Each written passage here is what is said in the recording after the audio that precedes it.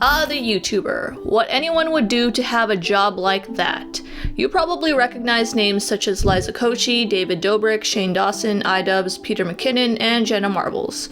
But every minute, about 300 to 500 hours of videos are uploaded to YouTube, and some of those hours are from talented creators you've never heard of before. Small YouTubers. Welcome to Psych IRL. My name is Donna. So, by popular demand, I'm gonna be analyzing small YouTubers. And I know there's this thing going on where small YouTubers don't like being called small YouTubers anymore because creation isn't a small thing, but for the sake of me titling this video, I'm gonna call you guys small YouTubers because I frankly don't know how to easily word things if I didn't do that. Besides, I consider myself very small in the macro as well. I visited my friend Josie to get insight in how she feels about the current state of YouTube as a small creator. She describes her videos as a way to express herself by sharing interesting stories about her life. I thought that it was this thing that was gonna be so easy, it was just gonna grow right away. I just put out this video that was similar to what someone else made and it went so well for them, right?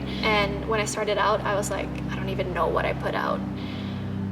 So many random videos, but I guess that was fun too. But I thought that the growth was gonna happen so much quicker. And I'm still to this day always learning new stuff, like always realizing that, wait, there's a lot of more work I should put into this before I put it out. I've been so obsessed by numbers, and I think especially as a small creator, it used to be worse. Like back in the days, what I would do to gain subscribers, I don't do it anymore because it's just time wasting and it doesn't get me anywhere, is I'd go to other channels and comment on them, never sub for sub. I would actually comment something genuine, but I would have loads of tabs open just to comment on other channels to get more viewers. Creators want 1 million subscribers fast. So a lot of you volunteered your channels and some of you have only been here for 4 months. Some of you have uploaded for a year, stopped, and then continually uploaded again. And things don't happen that fast. So there's this old study by Grapevine. It's an old study, but it's a really good one. But just to hit 42,000 subscribers, they found that the average was 5 years. So it takes a lot of patience and it takes a lot of hard work, but in the end, it's worth it. So at VidCon, you'll see so many business cards laying around everywhere. Small creators will have put time to make a business card just to give it out to someone in order to get a subscriber from it. Sub for sub happens in real life. We were doing a networking session and this guy walks up to me. He takes my phone, puts in his channel, and he's like, subscribe, but subscribe. I'm like, why? No. I was like, no, I'm not gonna. I don't know. It's just not real. It's just this obsession with getting views and like, where's the soul behind that? It's just crazy. Crazy.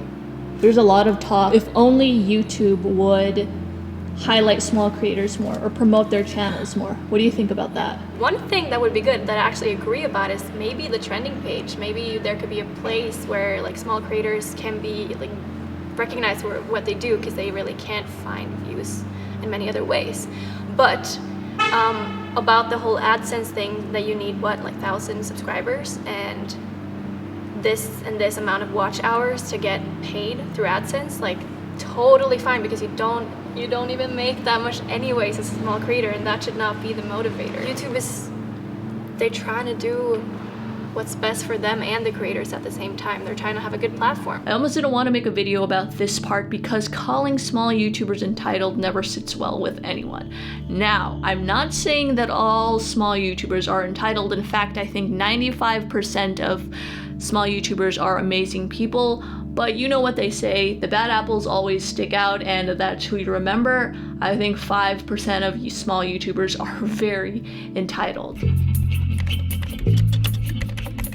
I've been on YouTube as a viewer since almost the beginning. 3 years ago when I started to consistently upload, I joined several groups catered for small YouTubers. It's almost always the case that those groups become inactive. Creator friends or people I've seen on YouTube that are small creators, there's like none of them left. I'm doing my stuff and then I look and I'm like, wait, that person hasn't uploaded in 5 months. So they keep dropping and dropping. They're not uploading anymore.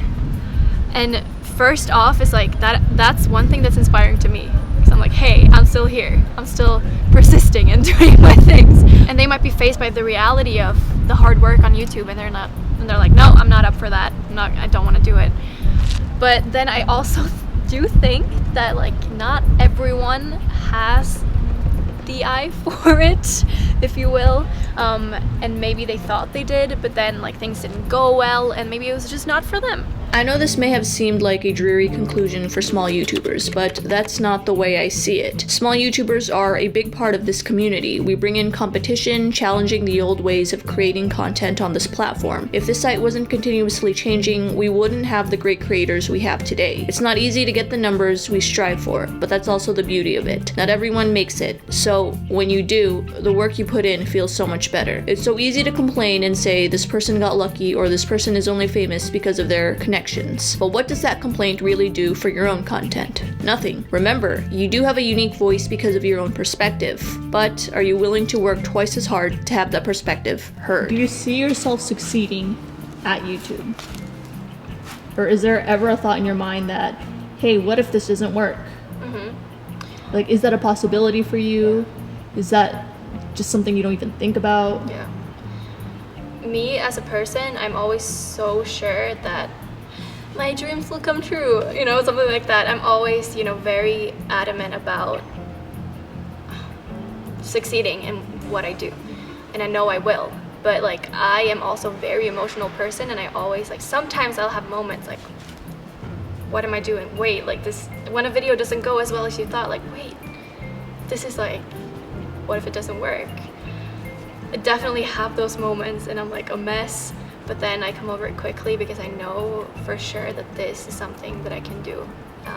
And when I look back on my journey and I see my growth and I see how much I've changed and evolved on YouTube, it's so inspiring. And I'm like, hey, I can do this. Like, this is becoming something. So that's so nice to see. It's inspiring. But then, yeah, I have my moments where I'm like, crap. Wait, this is like... Because there's always doubts.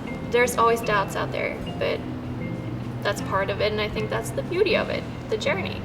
Hey everyone, I hope you liked that video, and hopefully I didn't offend you too much if you're a small YouTuber, but we also did a video on Josie's channel where we talked about possibly quitting your job to follow your dreams and do the whole YouTube thing full time, so go over there, check it out. I will see you guys next time. Stay psyched.